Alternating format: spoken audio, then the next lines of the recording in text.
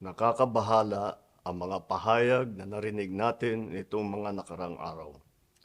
Nandyan ang walang pakundangang pagmumura at ang pagbabanta ng planong ipapatay ang ilan sa atin. Kung ganun na lang kadali ang pagplano sa pagpatay ng isang presidente, paano pa kaya ang mga pangkaraniwan na mamamayan? Yang ganyang kriminal na pagtatangka ay hindi dapat pinapalampas. Yan ay aking papalagan. As a democratic country, we need to uphold the rule of law. Ako, bilang pinuno ng Executive Department at lahat ng mga nanunungkulan sa pamahalaan ay may sinumpaang tungkulin na tutupdin at pangangalagaan ang konstitusyon at ang ating mga batas. Kaya hindi tama ang pagpigil sa mga halal ng bayan sa paghahanap ng katotohanan. Hindi na sanang hahantong sa ganitong drama kung sasagutin lamang ang mga lehitimong katanungan sa Senado at sa House of Representatives. Ang katotohanan ay hindi dapat itokhang. Tapos na sana ang usapang ito kung tutuparin lamang ang sinumpaang panata na bilang lingkod bayan ay magsabi ng totoo at hindi hahadlangan. Imbis na diretsahang sagot, nililihis pa sa kwentong chicheria. Hangad ko na matuldukan na itong mga pangyayaring ito sa parang matiwasay at magdadala sa atin sa katotohanan. 12 taon din ako nanungkulan sa magkaparehong kamara ng Kongreso. Batid ko ang kapangyarihan iginawad sa kanila ng taong bayan at ng ating konstitusyon. Dahil dito, iginagalang ko ang kanilang gawain bilang isang independenteng sangay ng ating republika. Kahit ang buong executive branch, lahat ng mga ahensya ay hindi nakakaligtas at parating sumasailalim sa kanilang masusing pagsusuri. Bilang isang bansa, marami tayong mga paghamon na dapat harapin at mga suliraning dapat bigyan ng lunas. Sa kabila ng mga pambabatikos, nakatuon ang aking pansin sa pamamahala. Ngunit, hindi natin ikokompromiso ang rule of law. Kailangan manaig ang batas sa anumang sitwasyon, sino man ang tamaan. Kaya hindi ko hahayaan magtagumpay ang hangarin ng iba na hatakin ang buong bansa sa burak ng politika. Igalang natin ang proseso. Tuparin natin ang batas. Alalahanin natin ang mandato na pinagkatiwala sa atin ng milyon-milyon na Pilipino. Magtrabaho po tayo sa ikauunlad ng Republika ng Pilipinas at para matamo ang bagong Pilipinas. The Vice President of the Republic of the Philippines, Sara Duterte, admitted to contacting an assassin to kill President Ferdinand R. Marcos Jr., First Lady Luis Araneta Marcos, and myself. Let me be clear. Hindi na to biro. Hindi na to normal na panalita. Isa itong direktang banta sa ating demokrasya, sa ating pamahalaan, at sa seguridad ng bayan.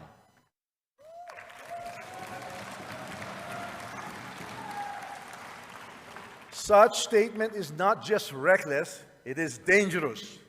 It sends a chilling message to our people, a message that violence can be contemplated by those in positions of power. This is not just an affront to the individuals targeted, it is attack on the very foundation of our government. It is an insult to every Filipino who believes in the rule of law and the sanctity of life. Violence has no place in our society. It is irreconcilable with the values that have taught and guided us for years. Values of respect and amicable, peaceful conflict resolution. We cannot let this pass as mere rhetoric. The gravity of such confession demands accountability. It demands answers.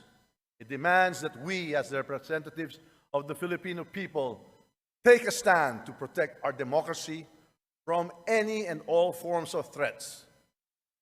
The actions of the Vice President will go down in the annals of history like a nightmare that will haunt our people for generations. And this House will do whatever we can to protect the dignity of this institution and the 100 million Filipinos we represent. BBM said po na kung ganun po kadali magplano pagpatay sa isang presidente, paano pa kaya sa pangkaraniwan na mamamayan? Kung ganyan kriminal na pagtatangka, hindi dapat pinapapit ang pass. Yan ay aking papalagaan, sabi ni PBBM. Oo.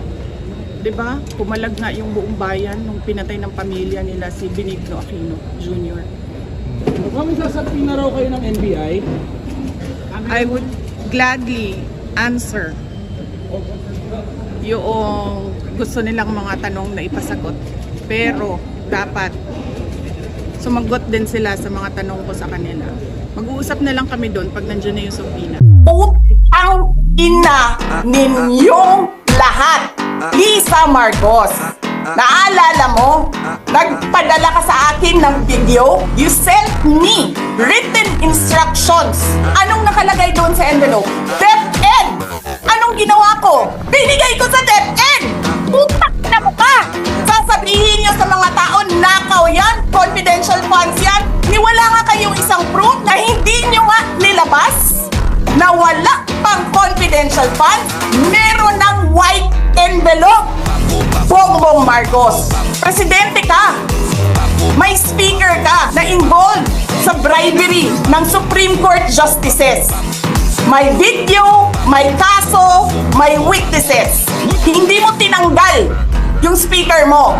Pinabayaan mo siya abusuhin ang pera ng bayan. Namimigay ng pera na para bang kanya. Martin Romualdez, nangangampanya tayo. Nakasakay tayo sa eroplano. Magkatabi tayo. Nagre-reklamo ka, putang ina ka, walang pera. Kasi, ano sabi mo? Gium-um ni Lisa Marcos o ni BBM ang kwarta. Reklamo ka ng reklamo sa akin. Ano sinabi ko sa'yo?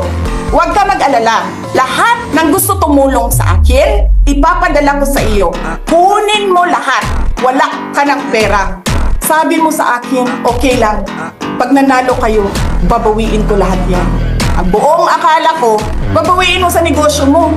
Legitimate businessman ka naman eh. Mina, pagsira sa kalikasan, media, tanggap ka sa Pogo. Pinaalis nyo lahat ng kompetisyon ninyo, naiiwan ang Pogo mo. May nagsasabi pa, tumatanggap ka sa smuggling, sa droga. Tapos kuha ka sa National Treasury. Akin ito, akin ito. Babawiin ko lahat. Masakit sa akin, Martin, hindi yung pagsira ng pangalan ko eh. Ang masakit sa akin, maalis mo man ako sa presidential race, hindi pa rin ikaw ang presidente. King ina mo. Walang buboto sa'yo. Please lang. Wala. Hindi ka nga dumadaan ng contest eh. Kasi wala kang kalaban sa Tacloban. There is nothing in you except money. Yan lang, Martin. Harapin mo yung katotohanan. Walang walang boboto sa'yo. Senador man, Vice President man, President man, walang boboto sa'yo. Hindi ko nga alam kung mananalo ka pa ngayon sa Tacloban eh. Palamang hindi na. Kasi magnanakaw ka. Hindi ka dumadaan sa audit. Milyon-milyon, buwan-buwan. Certification lang ng congressman. Alam nyo, bakit alam ko? Kasi may MA din ako. Pero sa amin, sa akin, nire-require ako ng resibo ng COA. Pero alam ko, certification lang ang kailangan. Pero nagko-comply ako. Bigay nyo lahat ng resibo. Wala akong corruption case. Sinasabi ninyo, nawawala ang pera dahil may notice of disallowance. Ano ba ibig sabihin ng notice of disallowance doon? Kulang yung mga papel ninyo. Kasalanan ko ba yan? Galing sa field ang papel. Hindi naman ako ang gumagawa ng papel eh. Walang nag-audit sa inyo. Sino ang nag-audit ng confidential funds ng Office of the President? Wala. Huwag kang mag-alala ma'am sa security ko kasi may kinausap na ako na tao. Sinabi ko sa kanya, kapag pinatay ako, patayin mo si BBM, si Lisa Araneta at si Martin Romualdez. No joke. No joke. Nagbilin na ako ma'am. Pag namatay ako, sabi ko, huwag ka tumigil hanggang hindi mo mapatay sila. And then he said yes.